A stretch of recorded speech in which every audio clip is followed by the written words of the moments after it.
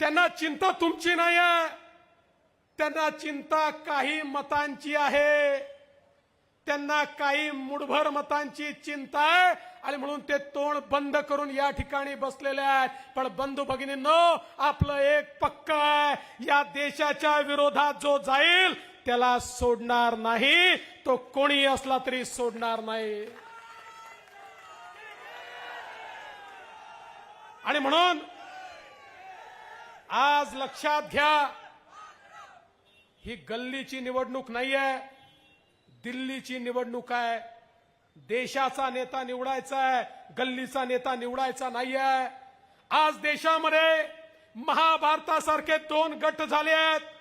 महाभारतामध्ये एकीकडे पांडवांची सेना होती, एकीकडे कौरवांची सेना होती. अनेक राजे पांडवांसोबत होते, अनेक राजे कौरवांसोबत होते. कौरवांची संख्या मोठी होती, पण त्या ठिकाणी विजय पांडवांचा झाला. तीच परिस्थिती आज आहे. एकीकडे विश्वगौरव विकास पुरुष नरेंद्र मोदीजींच्या नेतृत्वात आपली महायुती आहे. ज्या महायुतीमध्ये या ठिकाणी आमच्या एकनाथराव शिंदेजींच्या नेतृत्वात शिवसेना आहे, अजित पवारांच्या नेतृत्वात राष्ट्रवादी काँग्रेस आहे, राज ठाकरेंच्या नेतृत्वात मनसे आहे, आठवलेजींच्या नेतृत्वात त्या ठिकाणी रिपाई आहे, पिरिपा आहे, जनसुराज्य आहे. वेगवेगळ्या पक्षाच्या मिळून एक आपलं गठबंधन आहे, आपली महायुती आहे. आणि दुसरीकडे कौरवांकडे कोण आहे? त्या ठिकाणी राहुल गांधी आहे. काय काय काय काय मी नाही म्हटलं, तुम्ही म्हटलं, मी नाही म्हटलं. आणि राहुल गांधींसोबत कोण आहे? राहुल गांधींसोबत त्या ठिकाणी उद्धव ठाकरे आहेत. राहुल गांधींसोबत त्या ठिकाणी पवार साहेब आहेत. 24 पक्षांचं त्यांनी एक खिचडी तयार केली आहे. पण माझा त्यांना एकच सवाल आहे, अरे आमच्या महायुतीत ठरलंय, आमचे नेते मोदीजी आहेत, आमचं सरकार आलं की उद्या देशाचे प्रधानमंत्री मोदीजी होणार आहेत. राहुल गांधी, तुम्ही सांगा, तुमचे प्रधानमंत्री कोण होणार आहेत? तुम्हाला आश्चर्य सांगतो, हा प्रश्न विचारला त्यांना उत्तरच देता येईना. मग सकाळी 9 वाजता एक भोंगा वाजतो ना त्यांचा, माहिती आहे ना, तो एक उबाठाचा भोंगा, हा त्या पोपटलाल, त्या भोंग्याला कोणीतरी विचारलं, म्हणाले रे तुमच्याकडे तर पंतप्रधान पदाचा उमेदवारच ठरला नाही. तो म्हणाला आमच्याकडे खूप आहेत, आम्ही 5 वर्षात 5 पंतप्रधान बनवू. मी म्हटलं 5 बनवाल, पहिला कसा ठरवाल? मग माझ्या लक्षात आलं, हे काय करणार आहे, संगीत खुर्चीचा खेळ करणार आहे. अशी एक खुर्चीमध्ये ठेवतील, त्याच्या भोवती 24 नेते फिरतील आणि संगीत बंद झाल्यावर जो पहिला नेता खुर्चीवर बसला तो पहिला पंतप्रधान, जो दुसरा बसला तो दुसरा पंतप्रधान. अरे पंतप्रधान पद आहे, घंटा खुर्चीचा खेळ आहे का? ही तुमची खासगी मालमत्ता आहे का? या 140 कोटीच्या देशाचा प्रधानमंत्री कणखर असला पाहिजे, ज्याच्याकडे पाहून वाटलं पाहिजे हाच तो आहे जो आम्हाला सुरक्षा देऊ शकतो, हाच तो आहे जो आमचा विकास करू शकतो. आणि असं ज्यावेळेस मोदीजींकडे आपण पाहतो त्यावेळी आपल्याला वाटतं हाच व्यक्ती आहे ज्यांनी 10 वर्षामध्ये हा देश बदलून दाखवलाय. आणि म्हणून बंधू भगिनींनो, आज आपण पाहू शकतो 10 वर्षामध्ये मोदीजींनी या देशामध्ये 25 कोटी लोकांना गरिबीतनं बाहेर काढलं. 10 वर्षामध्ये 20 कोटी लोक जे झोपडीत राहत होते त्यांना मोदीजींनी पक्क घर दिलं. 50 कोटी लोक ज्यांच्या घरी चुली होत्या त्यांच्या घरी गॅस पोचवला. 55 कोटी लोक ज्यांच्या घरी शौचालय नव्हतं त्यांच्या घरी शौचालय गेलं.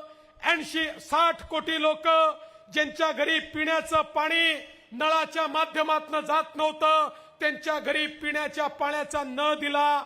80 कोटी लोक ज्यांना 2020 सालापासून 2 वेळेचं अन्न, 2 वेळेचं राशन हे मोदीजी मोफत देत आहेत आणि पुढचे 5 वर्ष देणार आहेत.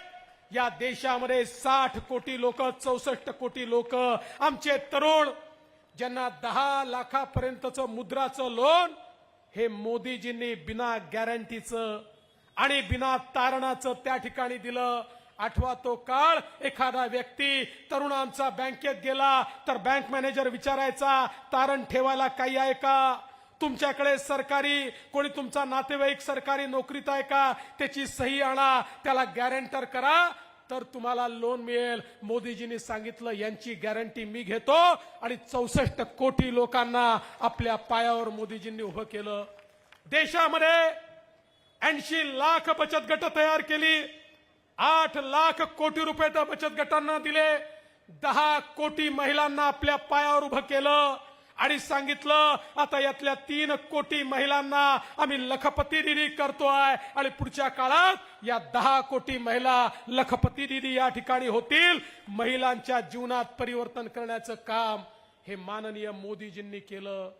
बंधू भगिनींनो, आज समाजातल्या प्रत्येक घटकाचा विचार मोदीजींनी केला. तुम्ही बघा, अनुसूचित जातीच्या आमच्या तरुणाई करता स्टँड अपची योजना आणली. या देशामध्ये लाखो अनुसूचित जातीचे उद्योजक मोदीजींनी तयार केले. आदिवासी समाजाकरता त्या ठिकाणी 24,000 कोटी रुपयाची योजना आणली आणि आमचे 12 बलुतेदार, पारंपरिक व्यावसायिक, मायक्रो ओबीसीचे लोक या सगळ्यांकरता 14,000 कोटीची योजना आणून त्यांचा पारंपरिक व्यवसाय वाढला पाहिजे. त्या ठिकाणी त्यांना मोठ्या प्रमाणात मदत मिळाली पाहिजे आणि त्यांनाही जगता आलं पाहिजे. हे मोदीजींनी या ठिकाणी करून दाखवलं. आज खऱ्या अर्थानं या देशामध्ये गरिबाचा मसीहा कोणी असेल तर त्याचं नाव नरेंद्र मोदी आहे. या काँग्रेस पक्षाने 60-65 वर्ष गरिबाच्या नावावर आपल्याला त्या ठिकाणी लुबाडलं.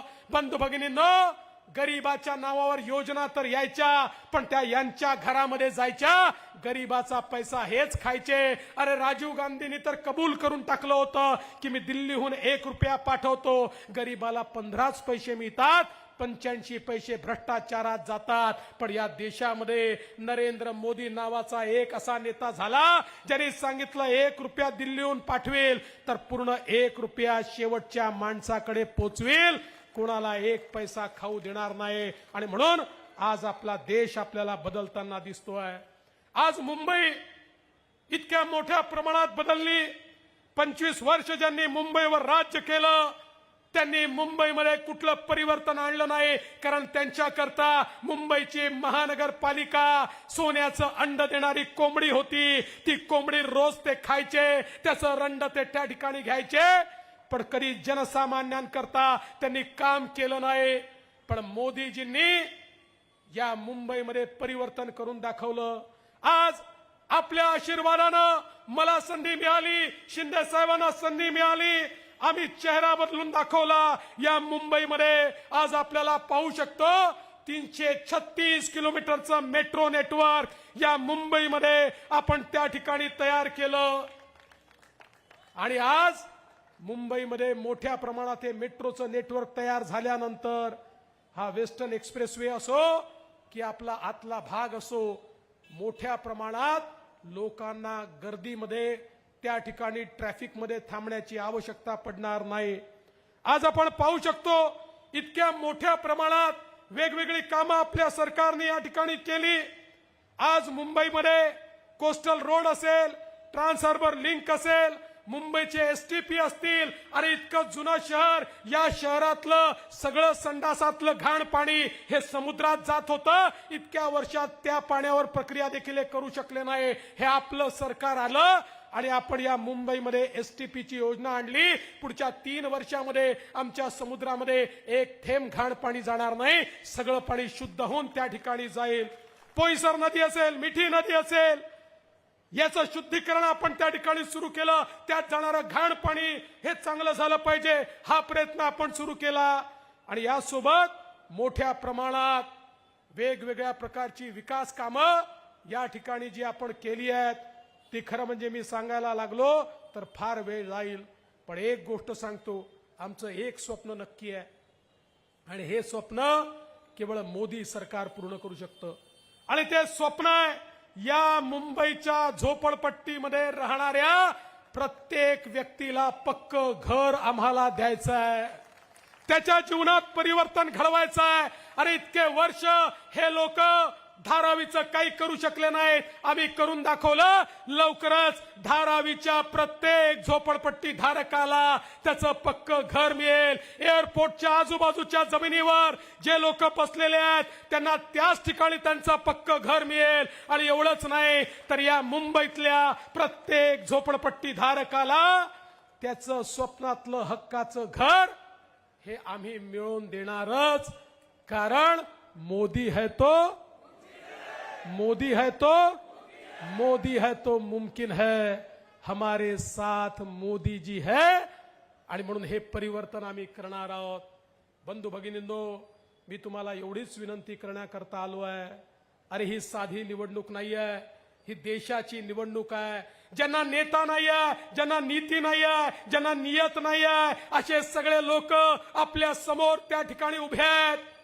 आणि दुसरीकडे मोदीजींच्या नेतृत्वात देशभक्त उज्ज्वल निकम हे आपले उमेदवार आहे. मला या ठिकाणी पूर्ण खात्री आहे आमचं जे उत्तर मध्य मुंबई आहे हे देशभक्त लोकांचं उत्तर मध्य मुंबई आहे.